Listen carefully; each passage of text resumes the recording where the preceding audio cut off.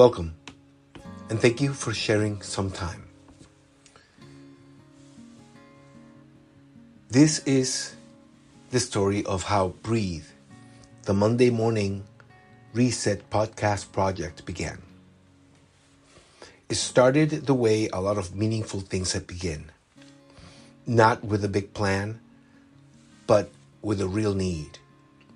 Safiro, my daughter, and I were working through our own pressures, the kind that build quietly, the kind that you carry while you keep showing up for everyone else. And we kept noticing something simple. When stress rises, the first thing we lose is our breath. Not completely, but just enough to forget ourselves.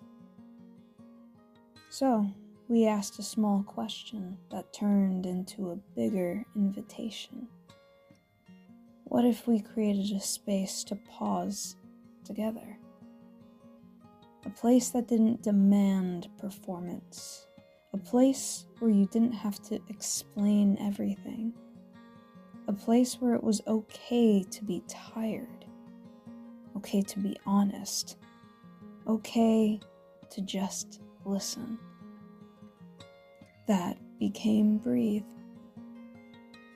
We called it the Monday morning reset because Monday has a way of arriving with weight.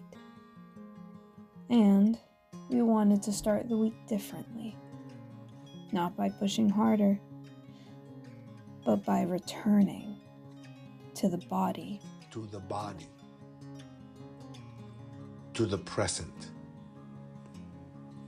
To the breath. To my breath. In the beginning, it was simple. We would show up and talk. No perfect script, no polished production, just a safe space and a shared intention. And what surprised us was how quickly it resonated. Most people came through word of mouth, friends, colleagues, people we respect. Not because we marketed it, but because someone said, "This helped me. You might need this too." And when people arrived, they brought their whole lives with them. Work stress, family stress, health stress, grief, deadlines, uncertainty. And sometimes they brought nothing but silence and a camera that was turned off. And that was still welcome. Because Breathe isn't about being okay. It's about being real. And practicing the smallest possible step toward steadiness. Over the weeks, certain themes kept returning, like familiar friends. The idea of the micro pause, a moment you can take anywhere, in the car before a meeting, after a hard phone call, a few seconds to notice your breath and soften what's tightening. Grounding, body literacy. Learning your early warning signals, the yellow light moments when your jaw clenches, your shoulders rise, your breathing gets shallow, and you're still functioning, but you're starting to drift from yourself.